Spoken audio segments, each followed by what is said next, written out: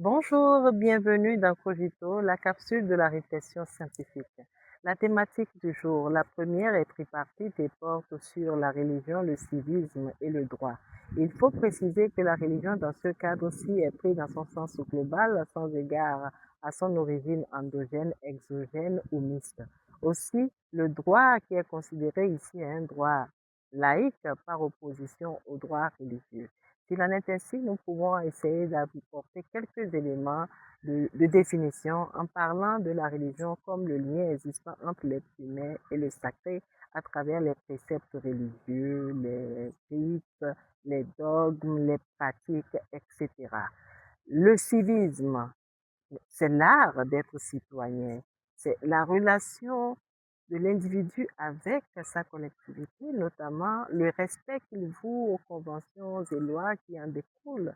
Et ce sont ces conventions et lois qui, justement, constituent le droit, car le droit, c'est l'ensemble des règles qui régissent la vie en société. S'il en est ainsi, ces définitions font ressortir des éléments d'indépendance. Vous les connaissez déjà, il s'agit du domaine sacré, le domaine communautaire, le domaine de la nation beaucoup plus solennel parce que étant doté de la souveraineté. Il y a des éléments communs et c'est ce qui nous intéresse ici, qu'on peut catégoriser en deux parties. Un élément matériel qui est l'individu dans sa relation avec le sacré, l'individu dans sa relation avec sa communauté, un peu comme pour lui rappeler qu'il ne peut vivre en autarcie et l'individu en tant que citoyen. L'élément immatériel est relatif à l'engagement de l'individu envers sa religion, l'appartenance, son choix. C'est aussi l'engagement de l'individu envers sa communauté pour la faire évoluer encore plus. Plus encore, c'est l'engagement du citoyen à son État. Il y a donc un élément matériel qui est l'individu et un élément immatériel qui est son engagement, sa conscience individuelle. La conscience individuelle qui se matérialise par son choix en ce qui concerne la religion, la conscience individuelle qui se matérialise par son engagement envers sa société, la conscience civique. Si la conscience est cet élément immatériel commun à cette thématique tripartite, on est alors en mesure de se demander si cette conscience, dans son sens civique, peut servir de pont entre la religion et le droit. La conscience civique peut servir de pont.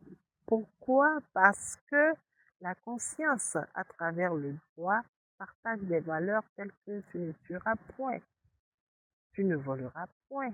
Pour dire qu'en réalité, avant l'époque du droit laïque, le droit, la religion et le droit étaient ensemble. C'est à l'avènement du droit laïque que les notions étaient séparées, mais sans être antagonistes, puisque le droit laïque reconnaît dans sa loi fondamentale la, la religion comme un droit fondamental.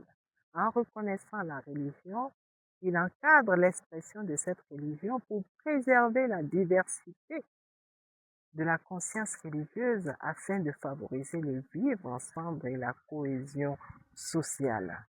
Ça nous rappelle un peu le contrat social de Jean-Jacques Rousseau lorsqu'on établit cette conscience comme la jouissance d'une liberté individuelle, mais on encadre cette jouissance dans le cadre de l'intérêt général. La jouissance de la liberté individuelle, mais dans l'intérêt général. C'était le cogito de Dr Marcos. Quel est votre cogito à vous? N'hésitez pas à le partager pour faire évoluer la réflexion et nourrir la science. À bientôt!